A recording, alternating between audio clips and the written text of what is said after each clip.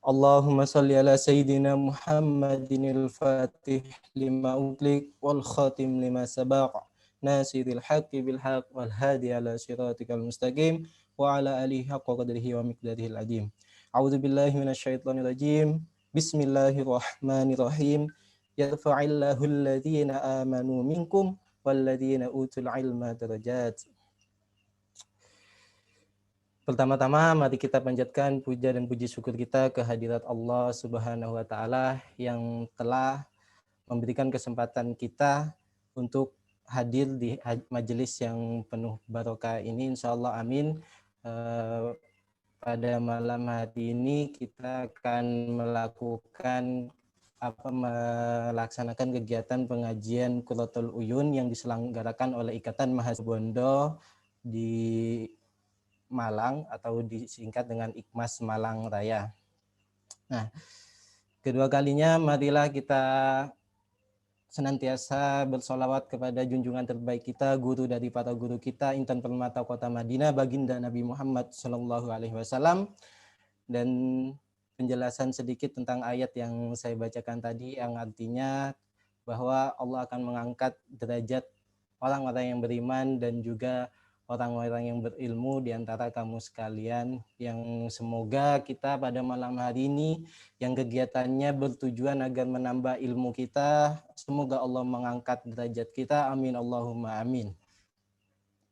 Nah, pada malam hari ini narasumber kita adalah Ustadz Ahmad Faisal SH MH. Sedikit saya bacakan biografi beliau, kurikulum vitae-nya.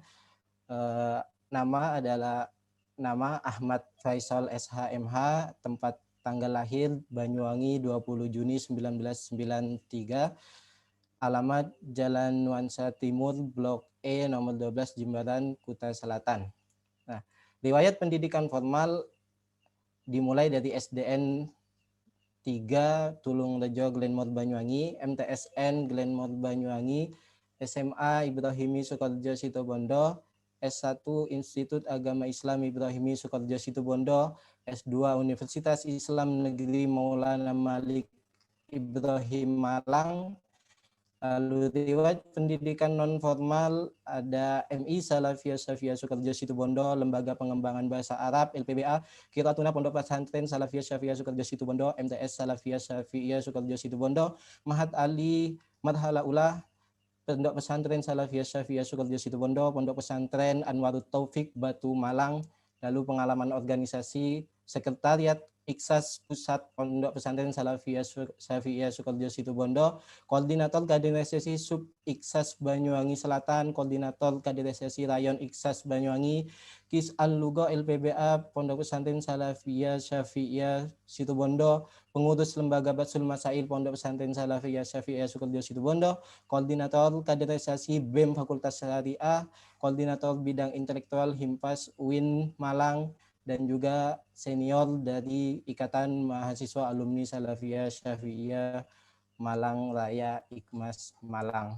Nah, dari biografi bisa kita tahu bahwa narasumber kita sangat berkompeten, baik itu dari pendidikan formal maupun non formalnya, bisa dilihat semuanya berbasis Islami. S1 di Institut Agama Islam Ibrahimi Sukoharjo Situbondo, S2 Universitas Islam Negeri Maulana Malik Ibrahim, dan dari pendidikan non formal di sini ada Mahat Ali Marhala Ula yang sekarang sudah diakui sebagai lembaga formal Mahat Ali di seluruh Indonesia, yang merupakan juga Mahat Ali Sukoharjo Situbondo sebagai salah satu kiblat Mahat Ali seluruh Indonesia, khususnya di bidang usul fikih. Jadi insya Allah pembahasan kita pada malam hari ini akan sangat mendalam, yang akan diampu oleh Ustadz Ahmad Faisal SH MH. Nah, tanpa berlama-lama lagi, mungkin akan langsung saya serahkan kepada beliau.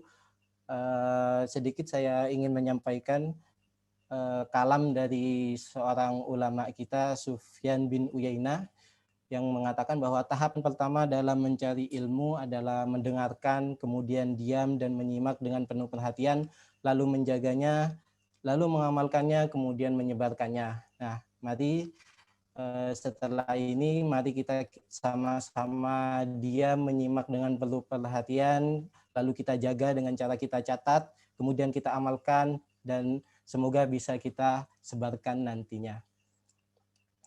Mungkin demikian atas perhatiannya, terima kasih. Waktu dan tempat mungkin langsung kami haturkan kepada Ustadz Faisal. Waktu dan tempat dipersilahkan.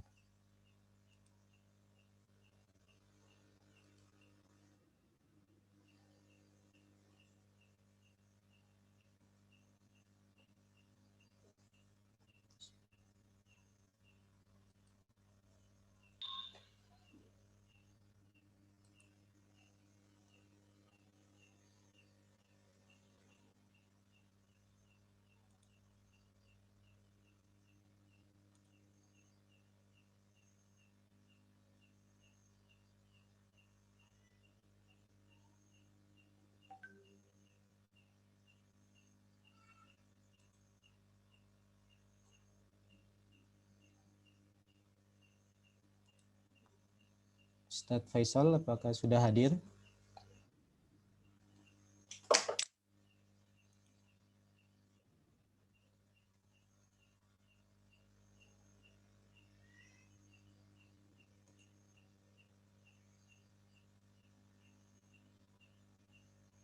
Ustadz, apakah...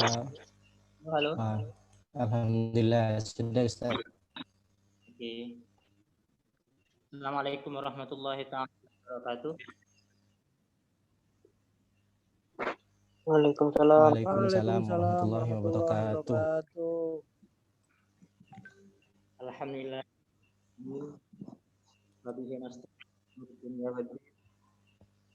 Salatu wassalam ala asyrafil anbiya wal mursalin Sayyidina Muhammadin wa sahbihi ajma'in. Atas khusus lulus dan santri alumni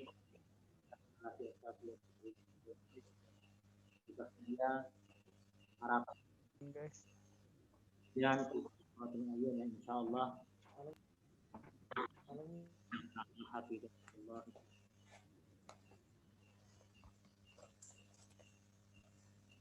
pertama-tama saya mengucapkan banyak-banyak terima kasih kepada panitia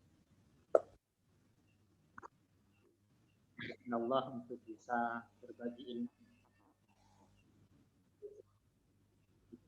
di sini terkait dengan kitab Qurratul Uyun ini, termasuk kitab yang sangat luar biasa. Dari seluruh santriwan santriwati itu pasti mengikuti dengan juga siswa mahasiswi pasti mengenal dengan itu karena tentang hal-hal yang berkaitan dengan nikah. Ini dimulai dari proses dalam mencari orang calon istri atau suami, proses halal, hingga kemudian dalam metodologi implementasinya dalam melakukan hubungan suami istri. Bagaimana bisa melahirkan keturunan anak yang soleh-solehah yang bisa membanggakan baginda Nabi Muhammad SAW. Kitab ini namanya Kitab Qurratul Uyun, kitab yang memang fokus membahas tentang bab nikah. Baik kawan-kawan, kita langsung mulai ya, membaca dari halaman pertama, ini di halaman yang kedua. Bismillahirrahmanirrahim. Dengan menyebut nama Allah yang Maha Pengasih lagi Maha Penyayang. Allahumma sholli ala Sayyidina Muhammadin abdika wa rasulika an-nabiyil ummi wa ala alihi wa sahbihi wa sallim taslima biqadri azamati datika fi kulli waqtin wa hinin.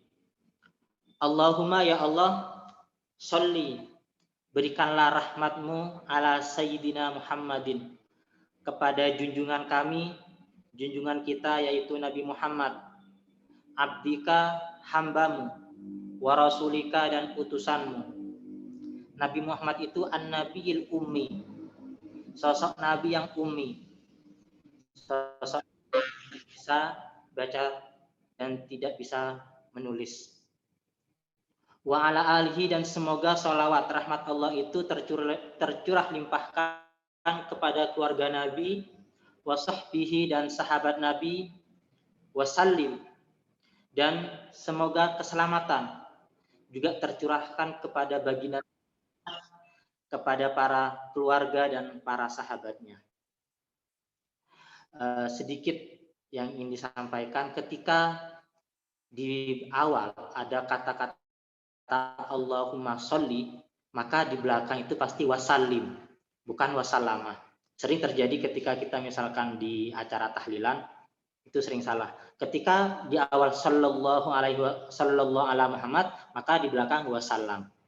Ketika Allahumma sholli, maka wasallim. Dan berikanlah keselamatan kepada Rasulullah, kepada baginda Nabi Muhammad dan keluarganya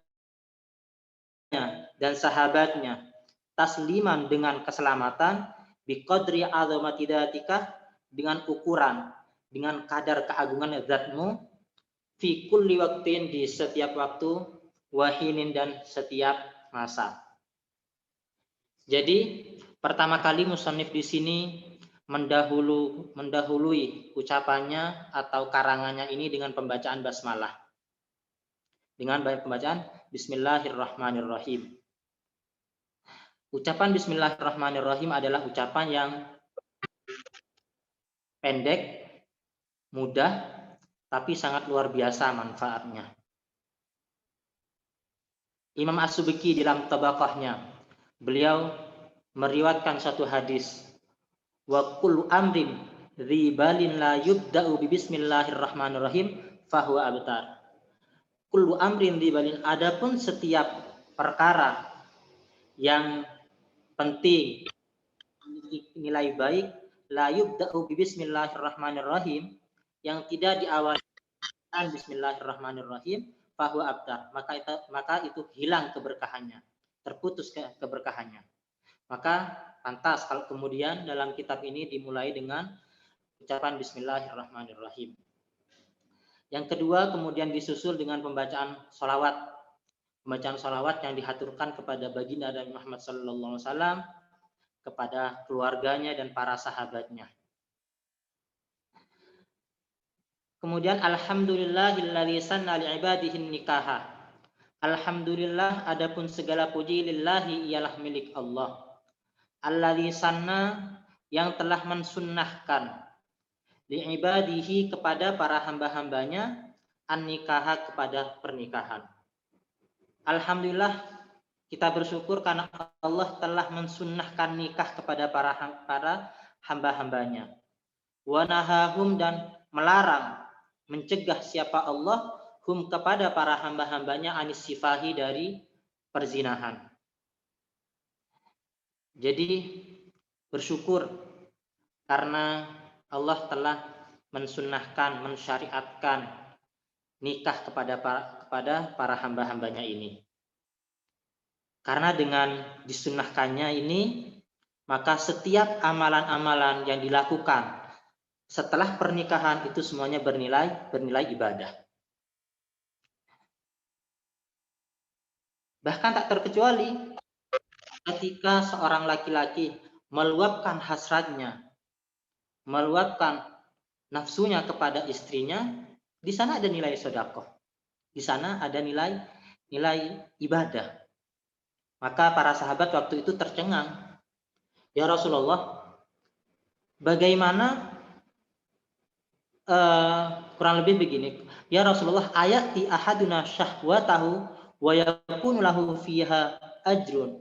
Wahai Rasulullah, apakah ketika salah satu dari kami sedang meluapkan hasrat kita, masa iya kalau kita sedekah, kalau kita sholat, kita ibadah haji, umroh misalkan, itu semuanya bernilai ibadah? Ya, karena di sana ada nilai-nilai ibadah. Tapi bagaimana dengan ketika kita melakukan hubungan suami istri. Di sana kan sedang meluapkan nafsu, meluapkan hasrat. Kok bisa ada pahalanya, ada bernilai sedekah? Rasulullah menjawab, ara'aitum law wada'aha fi haramin akana alaihi wizrun. Bagaimana pendapat kalian ketika laki-laki itu meletakkan nafsunya kepada wanita yang bukan muhrim, bukan mahram, kepada wanita yang haram, bukankah di sana juga akan ada dosa? Fakadzalika, maka demikian pula idza wada'aha fil halal kana lahu ajrun. Ketika hasrat itu diletakkan pada sesuatu yang halal, pada seorang istri, maka di sana ada pahala. Masya Allah. Maka dengan disunahkannya pernikahan ini menjadi motivasi bagi kita untuk segera menikah dengan ketentuan kalau sudah cukup umur. Kalau belum cukup umur, ya jangan dulu, fokus pada pendidikan, fokus pada perkuliahannya dulu.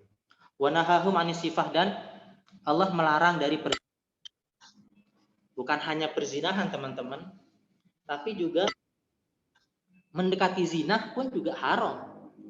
Allah mengatakan la taqrabuz zina, jangan kau dekati zina. Allah tidak mengatakan jangan berzina, tapi la taqrabuz zina, jangan kau dekati zina. Mendekati zina saja tidak boleh, apalagi melakukan zinahnya. Wal iyadzubillah, semoga kita semuanya terjaga, terhindarkan dari perzinahan ini. Wassalamu ala sayyidina Muhammadin, semoga salawat dan salam tercurahkan ala sayyidina, kepada junjungan kita, kepada tuan kita Muhammadin, Nabi Muhammad, sayyidil Arab, tuannya orang Arab, wal ajam, dan orang selain Arab. Al-Qail, yang beliau bersabda, tanakahu tanasalu fa inni mukathirun bikumul umam. Tanakahu, salinglah kalian menikah. Tanasalu, salinglah kalian bereproduksi, saling berketurunan, saling membuat keturunan.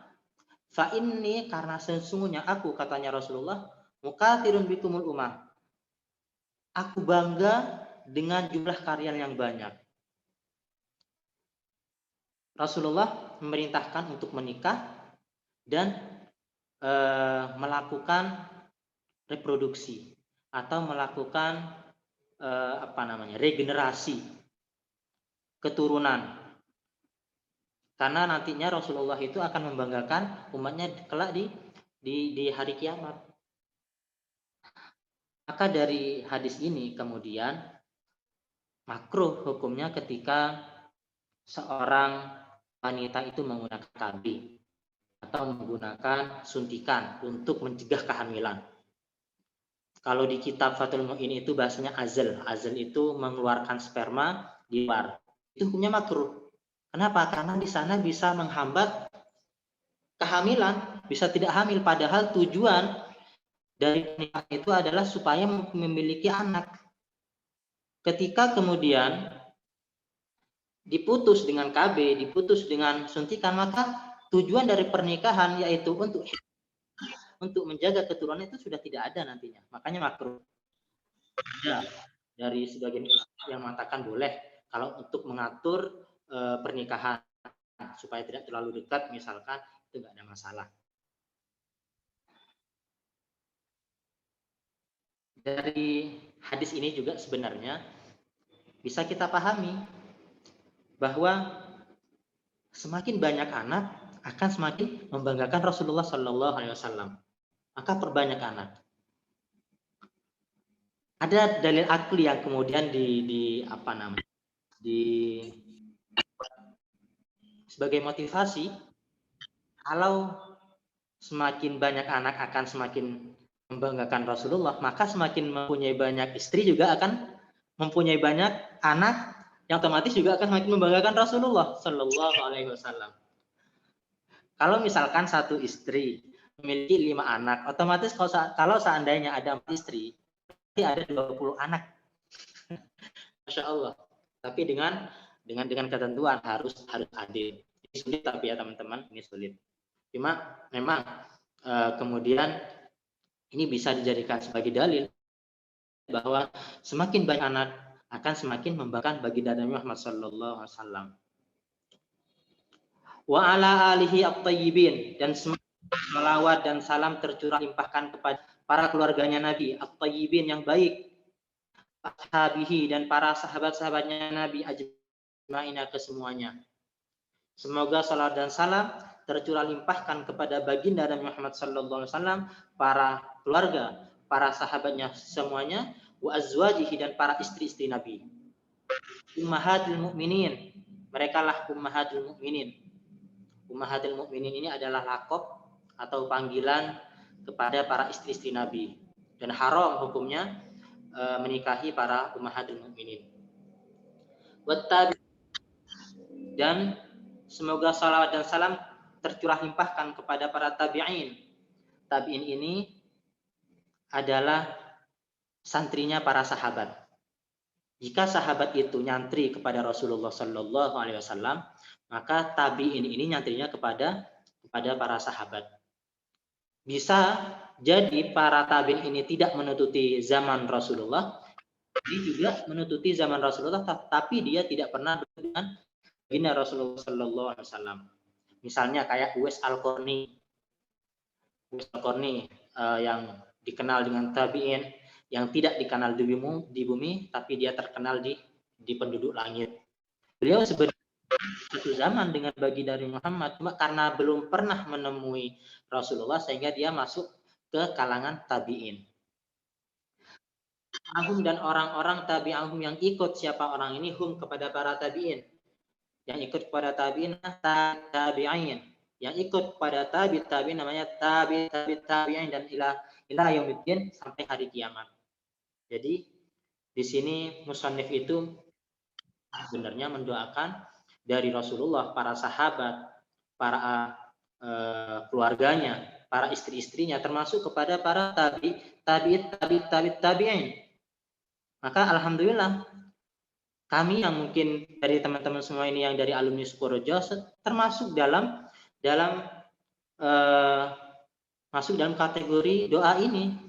Karena alhamdulillah guru kita Abu Ya Syaikhi wa Murabbuhina Kiai Azaim Ibrahimi kan sanad keilmuannya bersambung kepada Abu Ya Sayyid Muhammad dan Abu Ya Sayyid Ahmad bin Muhammad bin Alawi bin Abbas Al-Maliki, dan beliau dari guru-gurunya dan sampai kepada Rasulullah. Sanad rantai keilmuannya kan jelas sampai kepada Rasulullah. Maka orang-orang yang mengikuti guru-gurunya itu mendapatkan doa dari beliau, salawat dan salam dari beliau. Bacaan basmalah, salawat, dan alhamdulillah, falamma kana nikahu min a'dami asbabil i'tisami, ada annahu apa nikah min a'dami asbabil i'tisami, ialah paling besarnya faktor penjagaan diri, wa akbari da'in ila ta'affufi, dan paling besarnya pendorong, pemicu ila ta'affufi, untuk menjaga kesucian diri, wa tasuni, untuk melindungi diri atau benteng, minal auzari, dari kesalahan-kesalahan, wal athami, dan dosa-dosa.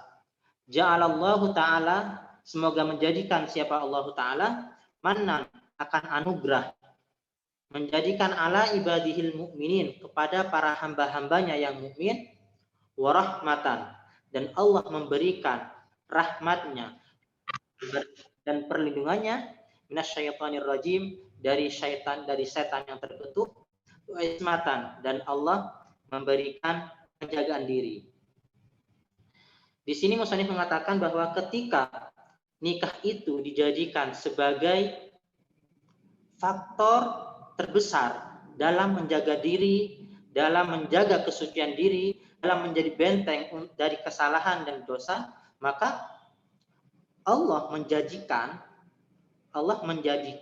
kepada hamba-hambanya yang mukmin itu Allah memberikan anugerahnya, memberikan rahmatnya, kasih sayangnya, dan memberikan ismah, memberikan penjagaan diri dari setan yang setannya terkutuk. Wa kana min ajalli ma ullifa fi adabihi wa sunanihi wa muhabbihi. Dan ada min ajalli ma, ialah termasuk paling bagusnya sesuatu ullifa yang dikarang apa ma fi adabihi, tentang adab, tentang etika nikah, wa sunanihi, dan sunah-sunahnya nikah, wa muhabbihi, dan hal-hal yang disenangi di dalam pernikahan. Mandu mata syekhil imam, ini menjadi khobarnya kana. Mandu mata syekhil imam ialah nadomnya syekh imam, al-alim yang alim, al-allamah yang sangat alim, al-himam Abi Muhammad, yaitu Muhammad Sayyidi, tuanku Qasim bin namanya. Qasim bin Ahmad bin Musa bin Yamun at-Taliti al-Akhmasi. Jadi termasuk paling bagusnya karangan, paling bagusnya kitab yang dikarang, paling bagusnya kitab yang dikarang dengan konsep pernikahan, berbicara tentang adab, etika nikah, sunnah-sunnah nikah, dan hal-hal yang semuanya yang berkaitan dengan pernikahan itu yang paling bagus itu ya nadomnya Syekhul Imam Al-Alim Al-Allamah Al-Himam Abi Muhammad Sayyidi Qasim bin Ahmad bin Musa bin Yamun at-Talil al-Maksi. Ini termasuk kitab yang paling bagus katanya. Rahimahullahu ta'ala wa radiyanahu, semoga merahmati siapa Allah, wa radiyanahu, dan meridhoi siapa Allah kepada beliau. Ini waktunya berapa menit, Pak Moderator?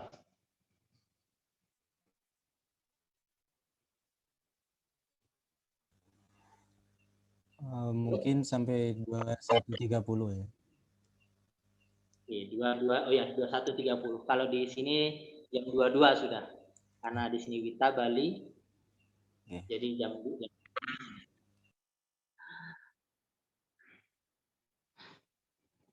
Ahbabtu, aku senang. Ahbabtu an ab alaiha bi'aunillahi ta'ala syarhan mukhtasaran yahillu alfadhaha.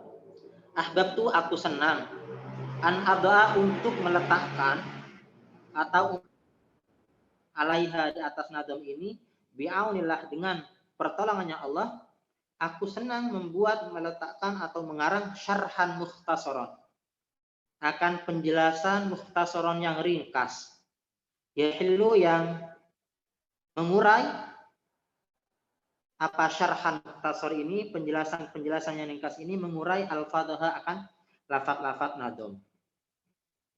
Wa yubayyinu ma'aniha, dan menjelaskan syarah ini ma'aniha, kepada makna-makna nadam, min ghairi iktsari mumillin, tanpa panjang lebar mumillin, yang membosankan, wala ikhtisarin mukhil, ringkasan mukhilin, yang kemudian membuat cacat. Jadi musannif di sini, saya senang untuk mengarang satu kitab dengan pertolongan Allah, dengan ma'unah dari Allah SWT. Saya senang ingin mengarang kitab syarah yang ringkas, penjelasan yang ringkas, yang bisa mengurai lafaz-lafaznya. Karena nadom itu kan syair. Nadom itu syair, biasanya dia padat, penuh dengan makna, atau bahkan kalau tidak dijelaskan itu sulit untuk dipahami.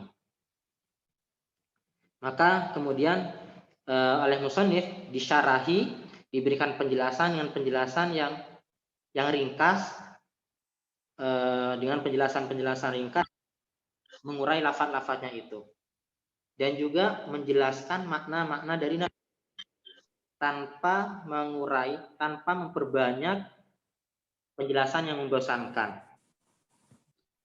Karena kita tahu, atau mungkin yang sama mahasiswa itu kan biasanya kalau melakukan penelitian atau melakukan kajian-kajian penulisan karya ilmiah, skripsi, kita menulis itu panjang lebar yang sesungguhnya tidak ada kaitannya dengan judul yang ia teliti. Misalkan meneliti undang-undang, misalnya dianalisis undang-undang perlindungan anak, tapi kemudian yang dibahas di konteks penelitian di latar belakang itu tentang pernikahan dulu, tentang pernikahan panjang lebar sampai di membahas undang-undangnya. Jadi itu kalau gini, kalau sekarang kan kalau beliau ini enggak, dia langsung fokus dalam menjelaskan makna-maknanya itu tanpa membosankan. Memang langsung fokus pada titiknya itu. Yantafi'u bihi insyaallah huwa qasirun mithli.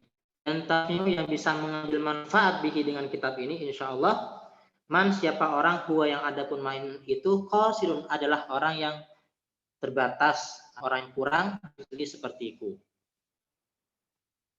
Di sini masya Allah tawaduknya musannif ya, masih mengatakan qasir, padahal sudah mensyarahi kitab, sudah menulis kitab, tapi masih mengatakan qasir, masih mengatakan orang yang kurang. Bahasa kasarannya adalah orang yang tidak cerdas.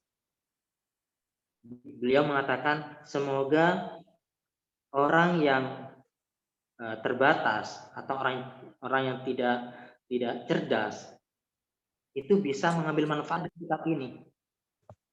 Salah satu harapannya, dan saking mudahnya, saking syarah mukhtasornya ini yang mudah, sehingga orang-orang yang qasir mithli, orang-orang yang terbatas sepertiku, orang yang kurang sepertiku ini bisa mengambil manfaat.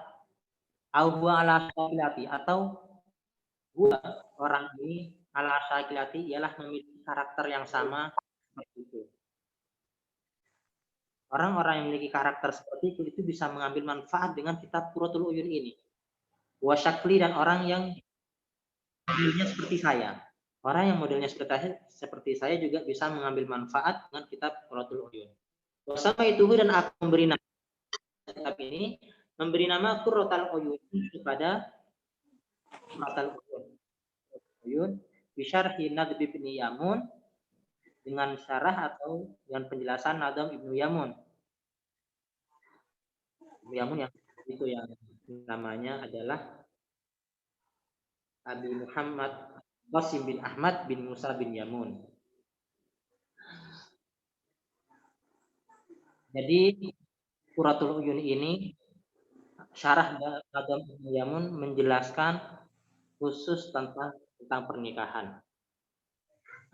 Wallaha a'lamu minal a'malil lati la tanqati bil mauti. Allah hanya kepada Allah arju aku berharap ayyaj'alahu menjadikan Allah kepada kitab ini minal a'malil lati termasuk amal-amal la qati'u yang tak terputus apa itu bab kematian.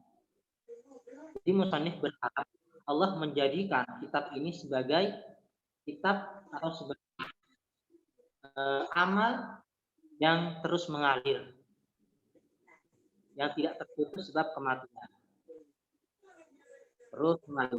Makanya kalau dalam hadis kan dikatakan idama tabnu adam inqata'a atin kecuali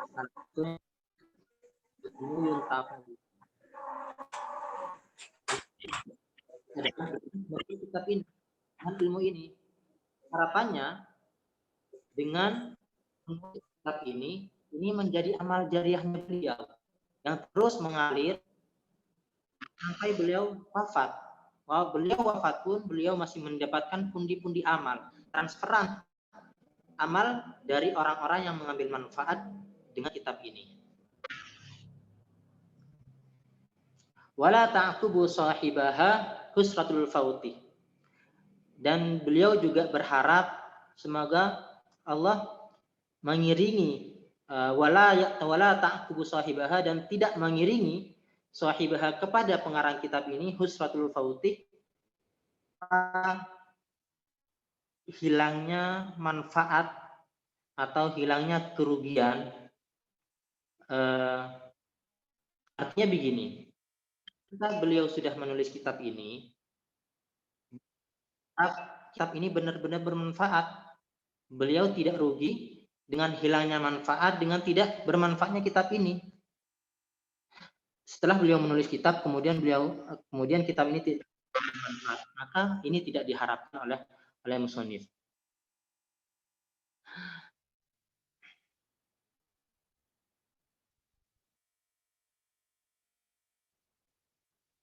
Bijahin Nabil Amin,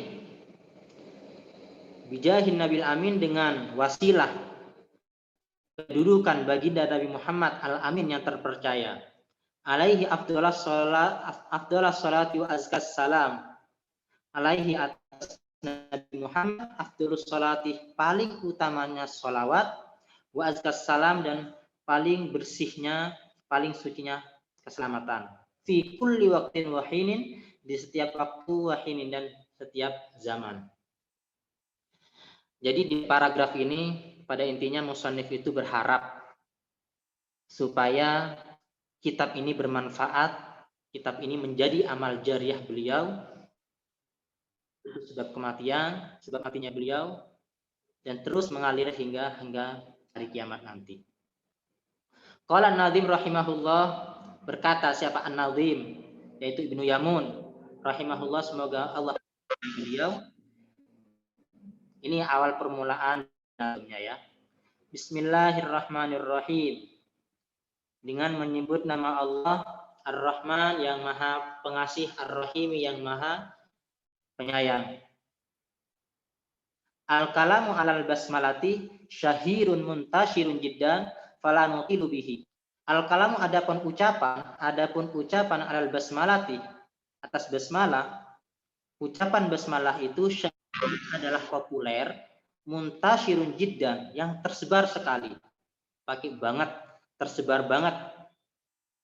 Fala nutilu bihi, maka kami tidak memperpanjang bihi dengan ucapan basmalah.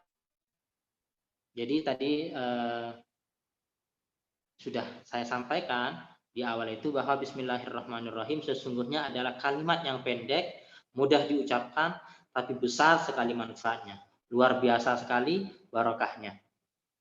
Itu sudah populer katanya musannif, sudah tersebar, banyak orang tahu. Karenanya beliau tidak perlu memperpanjang lagi di sini. Li'anna li ghalibil fununil ilmiyati ta'alluqan biha. Karena sesungguhnya pada biasanya fan-fan ilmu atau program studi mungkin bisa di, karena pada biasanya program studi fan-fan ilmu itu memiliki ta'alluq, memiliki relasi dengan basmalah. Ketika orang itu sesuatu sudah sering, mereka pasti mendahului aktivitasnya itu dengan basmalah, sehingga beliau sudah tidak perlu memperpanjang lagi, tidak perlu membahas banyak lagi tentang basmalah. Dzalika, oleh karena itu, afradahan nasu bin tasnifi, menyebutkan kepada basmalah, an-nasu siapa seseorang, ulama, bin tasnifi dengan satu karangan. Karena basmalah itu sesungguhnya memiliki makna atau faedah, keutamaan yang luar biasa, sehingga ada satu ulama yang kemudian menulis kitab khusus tentang basmalah. Khusus, kitab khusus membahas basmalah. Wal naqtasir ala dzikri haditsin musalsalin waridin fi fadliha tabarrukan biha. Wal naqtasir, dan kami mengambil cukup ala dzikri haditsin, untuk menyebutkan satu hadis musalsalin yang musalsal, beruntun, waridin yang datang fi fadliha, tentang keutamaan basmalah. Oleh karena sudah banyak yang basmalah, atau ada bahkan satu ulama yang khusus menulis fadilah tentang basmalah, sehingga memperpanjang basmalah, tapi kemudian beliau ingin menyebutkan satu hadis musalsal yang menyebutkan tentang keutamaannya, tabarrukan biha, karena ingin mengambil berkah dengan basmalah. Supaya ada berkahnya sehingga beliau menyebutkan satu fadilah basmalah saja. Fanaqulu maka mengatakan qala sahibul miftah anil futuhatil makkiyah haditsan musalsalan biqauli kullin min ruwatihi. Naqala menurut sahibul miftahil falah, siapa pengarang kitab Miftahul Falah, menukil anil futuhatil makkiyah dari futuhal makkiyah, al-futuhal makkiyah. Pengarang Sahibul Miftahil Falah ini menukil hadisan akan satu hadis musalsalan yang musalsal, yang tersambung. Hadis musalsal itu adalah hadis yang tersambung, mata rantainya itu jelas. Anfulan, anfulan, anfulan, anfulan. Semuanya jelas, itu hadis musalsal. Pengarang kitab Miftahul Falah, beliau menukil satu hadis musalsal biqauli kullin min ruwatihi, dengan ucapan tiap-tiap orang yang meriwayatkan itu billahil azim laqad haddatsani fulan, dengan teks yang sama, dengan ucapan yang sama. Beliau diawali dengan billahil azim laqad haddatsani fulan. Billahil azim, demi Allah yang maha agung, laqad haddatsani fulan, sungguh riwayatkan nih kepadaku fulan, siapa fulan. Semuanya menggunakan itu. Ila Anasin ibni Malik, sampai sahabat Anas bin Malik radhiyallahu anhu. Wa qala, beliau berkata, Anas bin Malik beliau berkata, Allahil azim laqad haddatsani Abu Bakar As-Siddiq. Demi Allah al-azimi, agung, laqad haddatsani, sungguh telah meriwayatkan nih kepadaku Abu Bakar As-Siddiq. Siapa Abu Bakar As-Siddiq? Wa qala, dan berkata siapa Abu Bakar As-Siddiq? Allahil azim, demi Allah yang maha agung, laqad haddatsani Muhammad al-Mustafa, sungguh telah meriwayatkan kepadaku Muhammadun, siapa Nabi Muhammad al-Mustafa yang terpilih sallallahu alaihi wasallam. Wa qala, dan berkata siapa Nabi Muhammad, billahil azim, demi Allah yang maha agung, laqad haddatsani Jibril, sungguh telah meriwayatkan nih kepadaku Jibril, siapa malaikat Jibril. Jadi dari Anas bin Malik, beliau mendengar dari sahabat Abu Bakar As-Siddiq. Sahabat Abu Bakar mendengar dari Rasulullah sallallahu alaihi wasallam. Rasulullah mendengar langsung dari malaikat Jibril. Wa qala, dan berkata siapa Jibril? Allahil azim, demi Allah al-azim yang maha agung, laqad haddatsani Israfil, sungguh meriwayatkan nih kepadaku Israfil, siapa malaikat Israfil.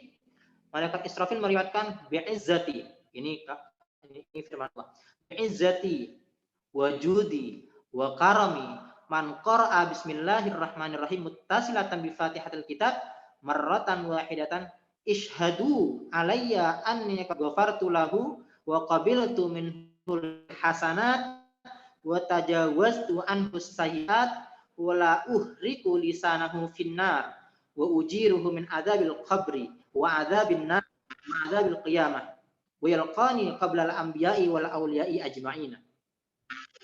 Katanya Allah Subhanahu wa taala berfirman, beliau menyampaikan kepada malaikat Israfil, bi'izzati, demi keagunganku, wajudi, dan kedermawananku, wa karami, dan demi kemuliaanku, man qara'a bismillahirrahmanirrahim, barang siapa yang membaca bismillahirrahmanirrahim muttasilatan, hale disambung, bi Fatihatil kitab, dengan Fatihah Al-Qur'an, marratan wahidah, satu kali. Barang siapa yang membaca bismillahirrahmanirrahim disambung dengan Al-Fatihah, ishhadu, maka saksikanlah, alayya, atasku, ani, bahwa sesungguhnya aku itu qad ghafartu lahu, sungguh aku telah mengampuni lahu kepada man qara'a bismillahirrahmanirrahim, yang disambung dengan Al-Fatihah. Wa qabiltu minhul hasanat, dan aku menerima dari orang yang membaca bismillahirrahmanirrahim dengan disambung dengan Fatihah, aku menerima al-hasanat, segala amal baiknya, kebaikan-kebaikannya semuanya aku terima. sayyi'at, dan aku menghapus seluruh kebaikan-kebaikannya. Maaf, wa tajawaz, dan aku menghapus anhu dari abad atau dari man qara'a bismillahirrahmanirrahim as-sayyi'at, akan seluruh kesalahan-kesalahannya. Wala ahriku lisanahu, membakar lisanahu, akan lisannya orang yang baca bismillahirrahmanirrahim yang disambung dengan Al-Fatihah, aku tidak akan membakarnya finari, di neraka. Wa ujiruhu, dan juga aku tidak akan, maaf, wa ujiruhu, dan aku akan menyelamatkan dia min adabil qabri, dari adab kubur, wa adabin nari, dari neraka, wa adabil qiyamati, dan adab kiamat. Masya Allah. Fadilah, keutamaan dari Bismillahirrahmanirrahim sangat luar biasa sekali. Diriwayatkan langsung dari hadis yang musalsal, semuanya bersambung hingga kepada Allah Subhanahu wa taala. Allah bersumpah, demi keagunganku, dermawananku, dan demi kemuliaanku, barang siapa yang Bismillahirrahmanirrahim kemudian disambung dengan membaca Al-Fatihah satu kali saja, maka saksikanlah bahwa aku telah mengampuni segala dosa-dosanya. Aku terima semua amal baiknya. Aku hapus semua kesalahan-kesalahannya. Dan aku akan membakar lisannya. Aku tidak akan membakar lisan orang yang telah membaca Bismillahirrahmanirrahim yang disambung dengan Fatihah. Aku tidak akan membakarnya di neraka. Dan aku akan menyelamatkan dia dari adab kubur, dari adab neraka, api neraka, dan dari adab di hari kiamat. Masya Allah. Makanya bagi kita semua, untuk setiap aktivitas kita dimulai dengan Bismillahirrahmanirrahim. Tidak hanya itu, ternyata bahkan orang yang membaca Bismillahirrahmanirrahim disambung dengan pembacaan Al-Fatihah, dia akan bertemu dengan qablal anbiya. Dia akan bertemu denganku sebelum para nabi, wal aulia, dan sebelum para wali-walinya Allah, ajmain, kesemuanya. Sebelum para nabi dan para wali itu bertemu dengan Allah, maka orang-orang yang membaca Bismillahirrahmanirrahim dan Al-Fatihah, mereka akan bertemu dengan Allah Subhanahu wa taala. Masya Allah. Wa qala Nadim, ditambah 2 bait dengan 1 paragraf, insyaallah. Wa qala Nadim, dan berkata siapa An-Nadim? Ibnu Yamun rahimahullah. Ini nadomnya ya, ini sudah masuk ke nadom.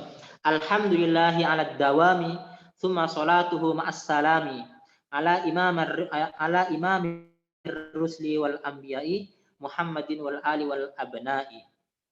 Alhamdulillah, adapun segala puji, lillahi, ialah milik Allah, ala dawami, senantiasa selalu. Artinya semoga senantiasa memuji kepada Allah. Alhamdulillahi ala dawami, senantiasa selalu memuji Allah. Summa sholatuhu ma'as salami, kemudian adapun sholawat, adapun rahmat Allah, ma'as salami, berserta salam, ala imamir rusli, ialah tercurah limpahkan kepada imamnya para utusan, wal abdi, imamnya para nabi. Muhammadin, yaitu Imamir Rusli awal Anbiya, itu imamnya para utusan dan para nabi itu adalah Nabi Muhammad. Wal ali, dan semoga sholawat dan salam itu tercurahkan kepada para keluarganya, wal abnai, para keturunannya. Qala al ulama rahimahullah taala, berkata siapa ulama rahimahullah, tustahabbu, disunnahkan, al-bada'atu bil hamdi li kulli musannifin wa mudarrisin wa khatibin wa mutazawwijin. Tustahabbu, disunnahkan, al-bada'atu, memulai, bil hamdi, dengan ucapan alhamd. Disunnahkan memulai segala sesuatu dengan pembacaan alhamdulillah, dengan pujian kepada Allah, li kulli musannifin, bagi setiap musannif, pengarang, penulis, wa mudarrisin, dan setiap guru, wa khatibin, dan setiap khatib, setiap penceramah, tukang pidato, orator, Wa khatibin, dan setiap orang yang melamar. Khatib ini adalah orang yang melamar perempuan. Ada khatib, ada khatib. Itu beda teman-teman ya. Ada khatib, ada khatib. Kalau khatib itu maknanya adalah penceramah. Kalau khatib itu maknanya orang yang mengkhitbah. Makanya ada khitbah, ada khutbah. Khutbah Jumat, khutbah Id. Khutbah itu pidato. Khitbah itu adalah bisa bermakna pinangan, bisa bermakna al-mar'atul makhtubah, bisa bermakna perempuan yang dikhitbah. Jadi jangan keliru dalam menggunakan kosakata ini. Jangan sampai nanti ketika misalkan ada teman-teman yang mau melamar wanita misalnya, lalu kemudian mengatakan ke calon mertuanya, kedatangan saya kemari dalam rangka ingin mengkhutbah anak bapak atau mengkhutbah anak ibu. Wah, keliru itu. Mengkhutbah, ingin ngasih pidato, ini namanya khitbah.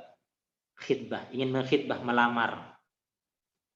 Wa mutazawwijin, dan juga bagi mutazawwij, orang yang, jadi di sini disunnahkan bagi orang itu untuk memulai bagi seseorang itu, baik itu musannif, mudarris, baik itu adalah penulis, guru, orang penceramah, orang yang akan melamar perempuan, dan orang yang akan menikah, semuanya disunahkan untuk alhamdulillah, memulai dengan perkataan alhamdulillah. Wa kana athana'u 'ala Allah ta'ala kahadiyatil mustashfi'i qabla mas'alatihi raja'an ayyantafi'a bidzalika fi qada'i hajatihi. Wa kana, ada athana'u, apa pujian, 'ala Allah, kepada Allah Ta'ala. Pujian kepada Allah Ta'ala itu ibaratnya, analoginya, kahadiyatil mustashfi'i, seperti hadiah yang diberikan oleh orang yang minta pertolongan. Qabla mas'alatihi, sebelum dia mengajukan permasalahannya, permohonannya, raja'an ayyantafi'a bidzalika, dengan harapan dia bisa mengambil manfaat bidzalika, dengan pemberian hadiah itu, fi qada'i hajatihi, di dalam menunaikan hajat-hajatnya. Jadi ada analogi di sini. Pujian kepada Allah itu ibaratnya seperti orang yang memberikan hadiah kepada seseorang dengan harapan orang itu nanti bisa memberikan manfaat di dalam menunaikan hajat-hajat kita. Misalkan, saya contohkan, misalkan ini karena babnya bab nikah. Jadi misalkan kita mau mendekati seorang wanita, mendekati seorang wanita itu kan sulit, misalkan sulit. Akhirnya kita mendekati orang-orang yang dekat dengan wanita tersebut. Kita dekatin sahabatnya, kita dekatin adiknya misalkan. Kita dekatin, kita kasih hadiah. Dengan harapan adik atau sahabat ini bisa nyomblangin kita dengan kakaknya itu, dengan mbaknya itu. Misalkan saya mendekati adiknya fulanah, misalkan saya mendekati adiknya supaya adiknya ini nanti mau belangin saya ke mbaknya. Saya kasih hadiah itu, kasih hadiah adiknya. Ketika kasih hadiah kan adiknya nanti nanti dia suka ke saya. Ketika suka maka dia akan nyumbangin ke mbaknya. Pun demikian dengan pujian, ketika kita memuji Allah, maka dengan pujian-pujian itu nanti Allah akan mengucurkan rahmatnya, mengucurkan segala hajat-hajatnya, hajat-hajat hambanya itu akan segera dikabulkan dengan diawali dengan pujian-pujian tadi itu. Jadi ibaratnya seperti hadiah.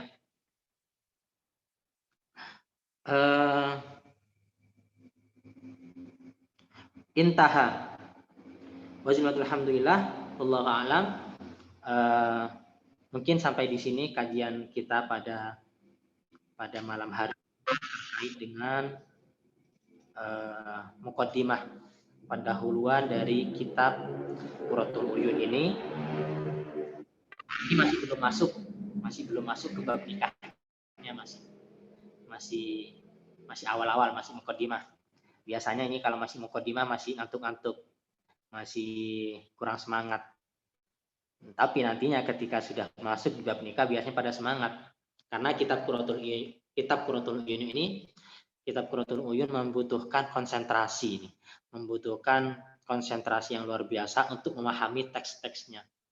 Karena memang menarik berbicara tentang bab nikah itu menarik karena memang akan kita alami insya Allah. Setiap orang itu membutuhkan pernikahan, butuh menikah, butuh istri, butuh suami. Maka ketika yang dibahas itu adalah pernikahan, maka itu penting, apalagi nantinya ada bab khusus, nanti ada pasal khusus yang menjelaskan tentang metodologi implementasi dukhul bainaz zaujain. Dia berbicara tentang bagaimana cara yang bagus, yang baik, yang sesuai syariat ketika menggauli seorang istri. Di sana menarik sekali nanti. Ya, mungkin demikian pertemuan kita pada kesempatan kali ini. Insya Allah mudah-mudahan ini pertemuan yang penuh barakah. Kita bisa di dalam mengkaji ilmu-ilmunya Allah, istiqomah di dalam mengaji kitab Qurratul Uyun ini hingga sampai nanti khatam, sampai khatam nanti. Bismillah. Demikian untuk selanjutnya kami sarahkan kembali, kami pasrahkan kepada moderator.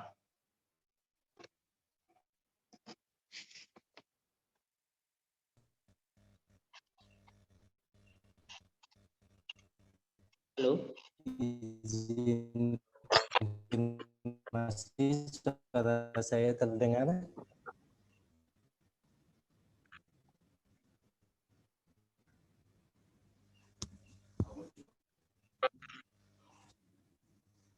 Enggak, aku sama mic iki.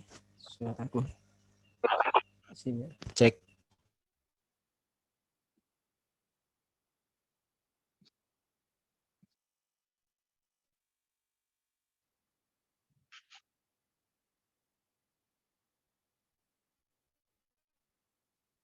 Izin konfirmasi suara saya sudah terdengar? Ya, sudah terdengar.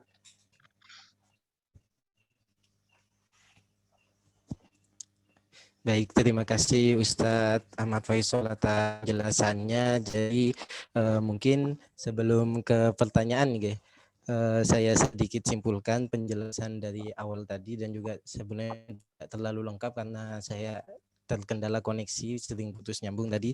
Jadi pembelajaran pertama bahwa tadi dijelaskan bahwa Bismillah, awalilah segala sesuatu itu dengan Bismillah agar setiap kebaikan yang kita jalan itu tidak terputus keberkahannya.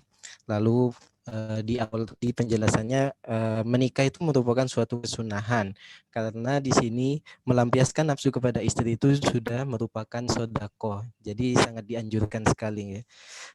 Lalu di sini penjelasan dari baginda Nabi Muhammad SAW, salinglah kalian menikah dan memperbanyak keturunan karena nantinya Nabi Muhammad kan sangat bangga dengan jumlah umatnya yang banyak. Nah, jadi bagi saudara-saudara sekalian ketika nanti kita menikah sangat tidak dianjurkan atau makruh menggunakan KB ataupun azl, mengeluarkan sperma di luar. Nah, di sini juga tadi menjelaskan di Muqaddimah bahwa baca basmalah dan yang disambung dengan Al-Fatihah di situ akan membuat kita didahulukan untuk bertemu Allah Subhanahu wa taala. Dan ketika kita akan mengawali sesuatu semisal berbicara ataupun menulis sesuatu itu sangat disunahkan bagi pengarang maupun penulis untuk membaca Alhamdulillah terlebih dahulu. Nah, mungkin masuk langsung ke sesi pertanyaan. Bagi yang ingin bertanya silakan mengangkat tangan terlebih dahulu.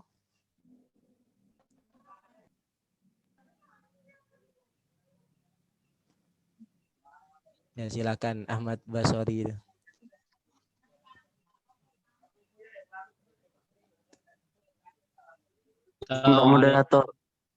Assalamualaikum warahmatullahi wabarakatuh. Waalaikumsalam warahmatullahi wabarakatuh. Sebelumnya maaf, saya tidak bisa menunjukkan wajah karena ini privasi. Jadi yang ingin saya tanyakan itu, karena kami mengaji kitab Qurratul Uyun, termasuk orang-orang yang kebelet ya. Caranya karena yang kebelet kabur lah, Wak. Jadi yang saya ingin tanyakan itu gini. Ada kasus yang orang yang itu laki-laki tak kuat lah. Aku tahu ini harus nikah. Dia itu akan tapi dia itu kan secara dipikir dia kan tidak mampu secara finansial untuk membiayai dan mahar juga. Lalu dia Gimana?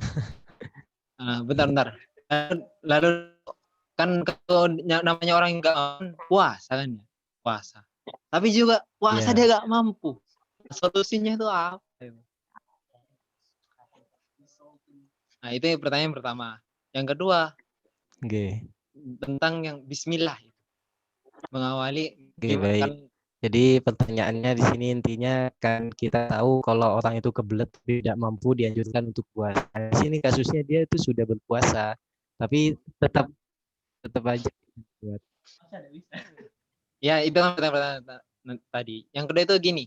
Ini bagi saya penting karena saya itu mendengarnya dari Al-Mukarram Ustadz Mughni. Apakah ketika berhubungan itu sambil berzikir, sambil baca syahadat, boleh nggak? Amit kalau agak ya. Kasarnya itu kalau lagi gol-golan itu sambil baca syahadat, boleh nggak? Itu pertanyaan saya. Jazakumullah khairan. Saya kembalikan kepada moderator.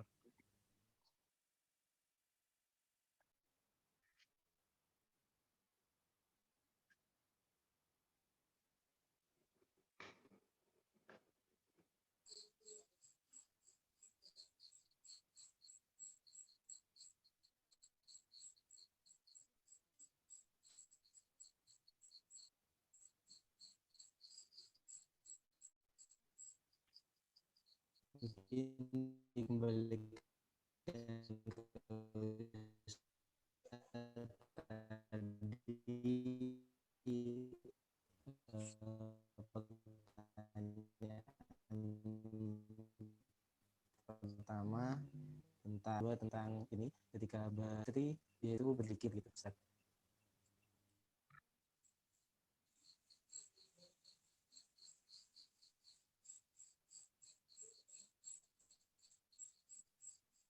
Maaf Ustaz, suaranya nggak kedengeran. Maaf, suaranya nggak kedengeran.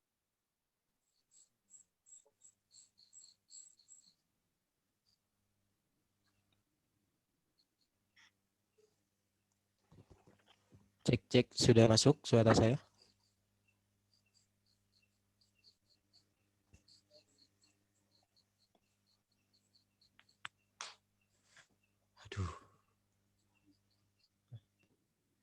Oke, Ustadz mungkin dikembalikan ke Ustadz pertanyaan dari penanya pertama tadi mengenai orang yang sudah berpuasa tapi tetap tidak kuat dan juga tentang yang bersetubuh sambil zikir tadi. Bismillahirrahmanirrahim. Terima kasih atas waktunya. Wah ini ada saudara saya ini, ada Mustafa dari Surabaya. Masya Allah, selamat bergabung.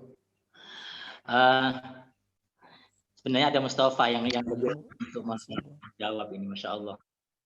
Ya baik, untuk yang pertanyaan pertama, ada orang yang memang dia ngebet untuk menikah, tapi mereka tidak punya biaya. Bahasanya tidak ada uhbah. Dalam kitab itu fikih itu uhbah, tidak punya biaya baik untuk nafkah atau untuk mahar. Maka solusi dari Rasulullah itu untuk melaksanakan pernikahan, untuk menikah nggak mampu, maka puasa itu adalah solusinya. Karena dengan puasa maka nafsu itu akan tertundukkan. Pertanyaannya kemudian, ini sudah puasa, tapi kemudian tidak kuat masih. Bagaimana? Kalau begitu menikah solusinya. Karena untuk sekarang ubah itu, mahar itu maksudnya menikah itu kan nggak mahal. Orang menikah itu tidak butuh kaya. Orang menikah tidak perlu kaya, tidak perlu tajir, nggak perlu. Yang penting dia sudah punya, kalau sekarang misalkan kita sudah berbicara dengan konteks sekarang. Sekarang menikah itu gratis. Maka kita menikah gratis. Kemudian untuk nafkah sahabat, kita ada setia. Itu insya Allah akan itu rezeki.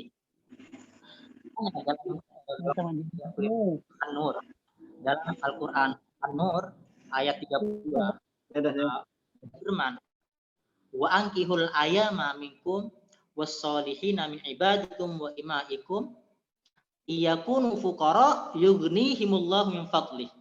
Ini garis besarnya atau benang merahnya, iyakunu fuqara yughnihimullahu min fadlih wallahu wasi'un alim. Jadi iyakunu fuqara. Jadi di sini wa ankihul ayama ini nikahilah, Allah memintakan nikahilah olehmu kepada wanita-wanita dari golongan kalian. Wassolikum wa iman, budak kalian, baik yang laki-laki atau perempuan yang baik-baik itu nikahi mereka.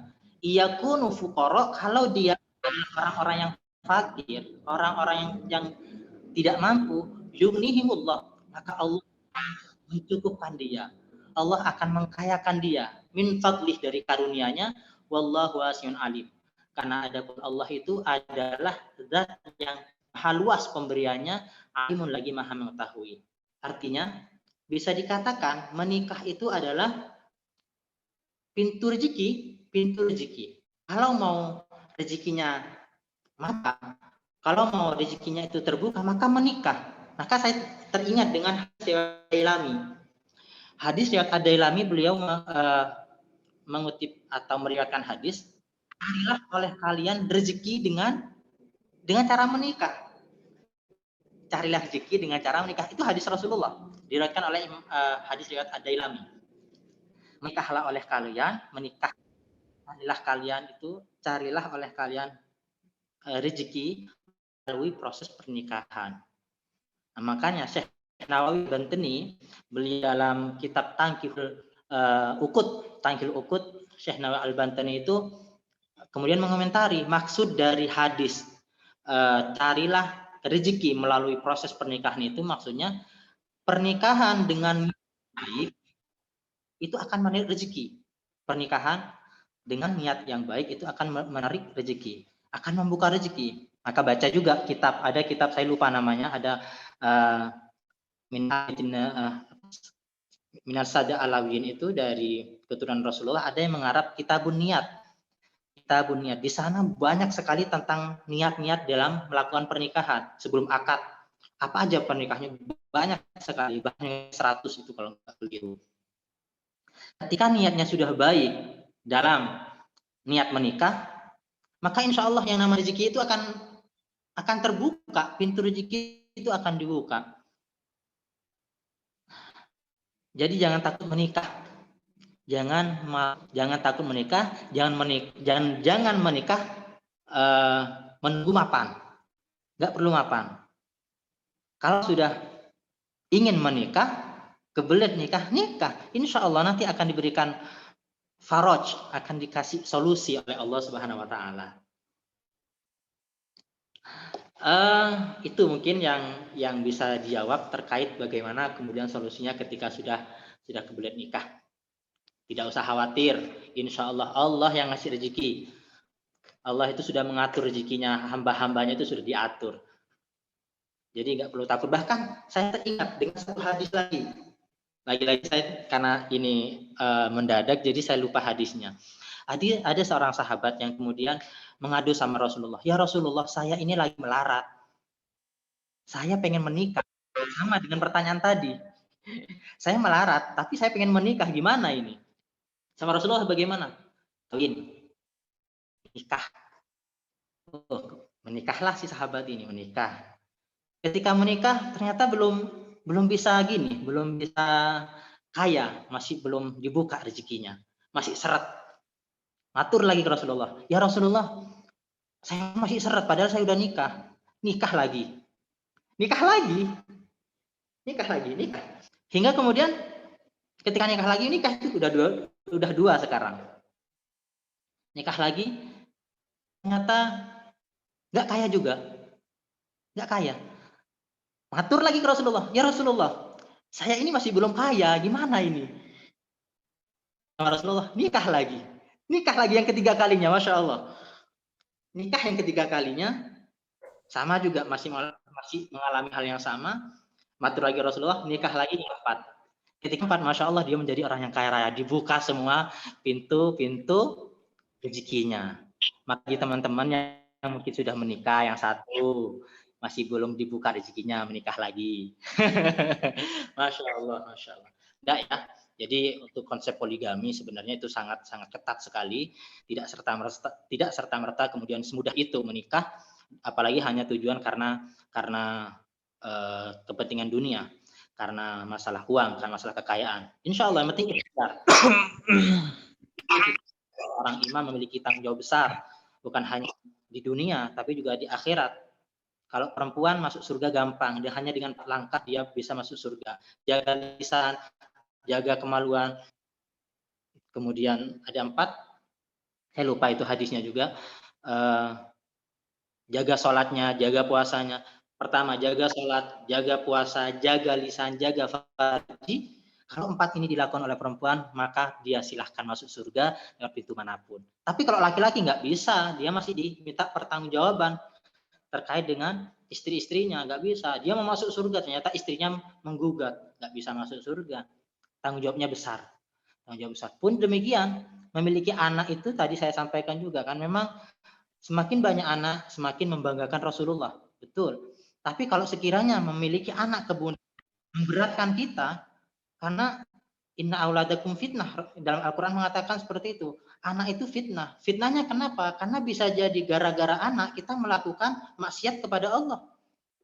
Kita maksiat kepada Allah gara-gara anak. Kadang sering kali begitu. Banyak orang-orang kemudian mencuri, merampok karena anaknya. Karena Berarti saya bisa bicara ya langsung. Oh. Tapi sing lain gak gitu. Akhi Mustafa, Masya Allah, bekhair. Jadi begitu.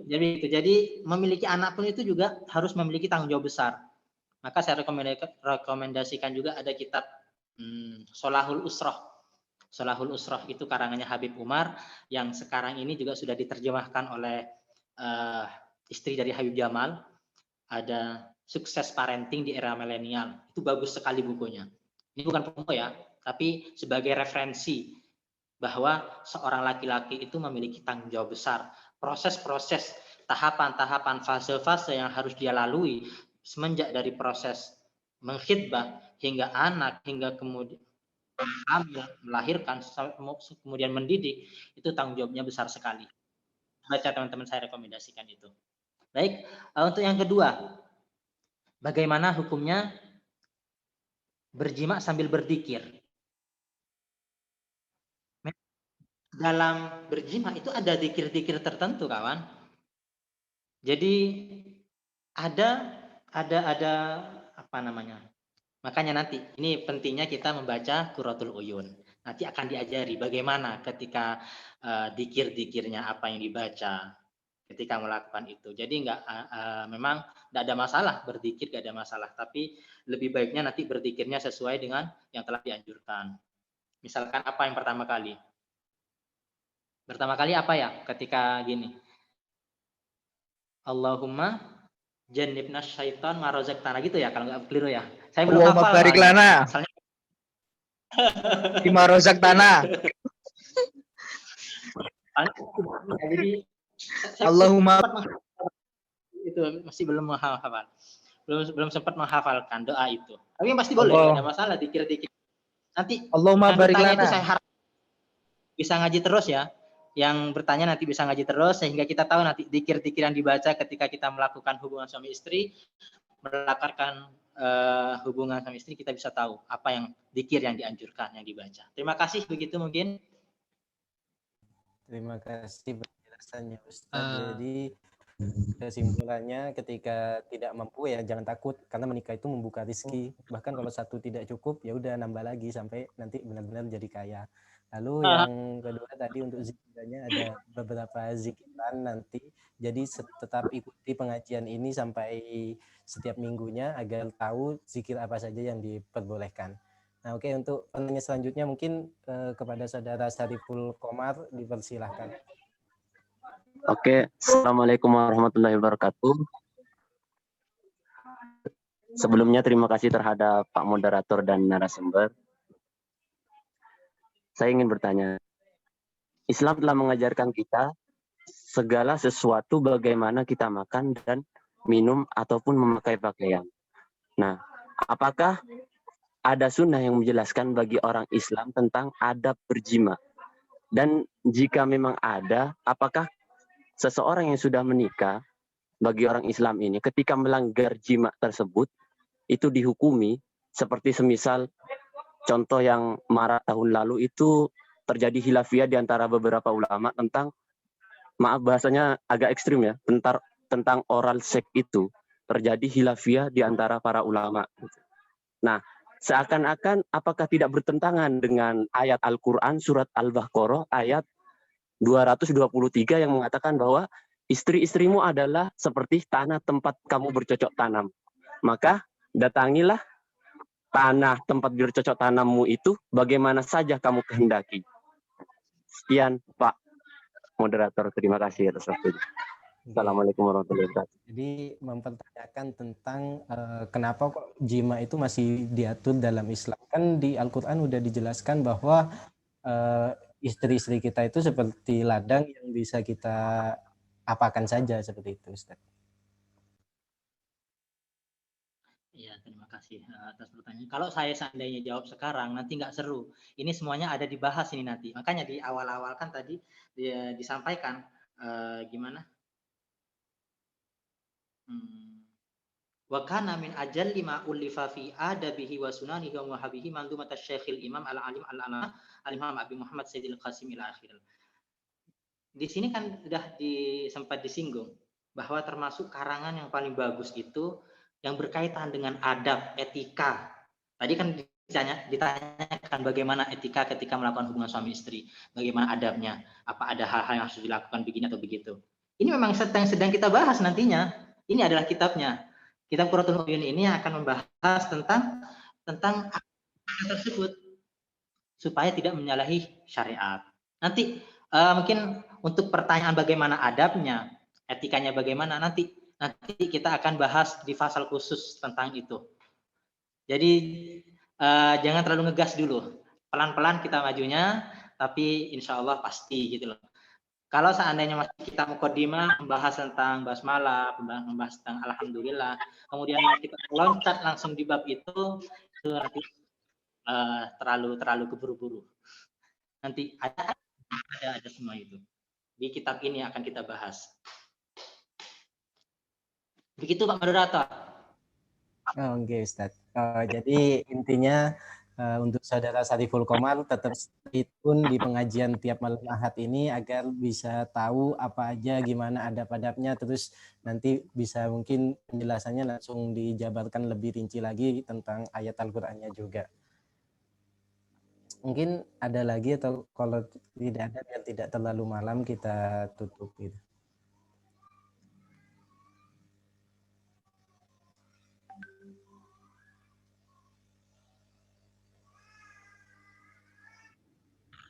Oke, mungkin kita cukupkan dulu ya karena waktu sudah menunjukkan 21.55, udah hampir 10. Kalau 3 jam Ustaz di sini udah hampir jam 11.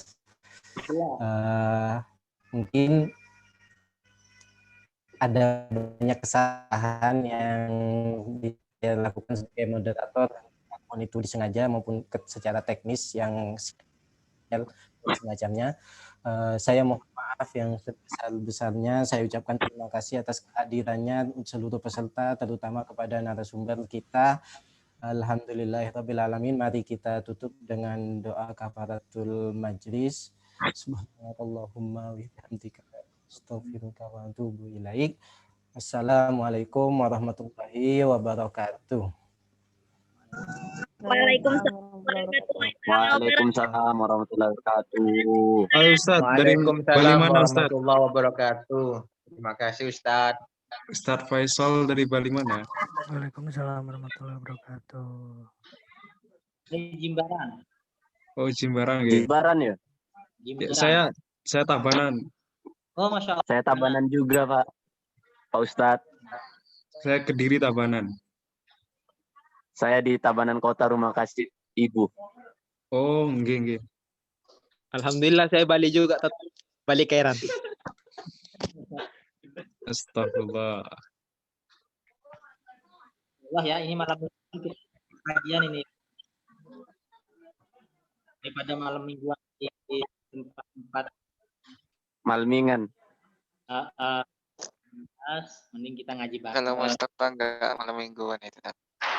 Kapan-kapan kalau udah di Bali, boleh berkunjung ke rumah Ustadz. Alhamdulillah, Tat. Malam kirim minggu ngaji WA, kalau Ustaz. uyun bikin greget. Boleh minta WA-nya, Ustadz? Boleh. Nanti bisa gini. Hubungi ke kurator. Nggih. Thank you, Ustadz. Hal yang ingin saya Syukron. sampaikan juga, saya ini masih single sebenarnya. Berarti single masih belum nikah. Iki lho, lek iki biru kan. Iki kan iso nikah ini. Minta WA-nya, Tat. Minta WA. Ini jadi apa namanya? Sekarang itu kayaknya juga masih pengalaman ini. Kenapa masih single, Tat? Masih proses. Insya Allah nengnya saya Dan Mustafa kau masih single itu.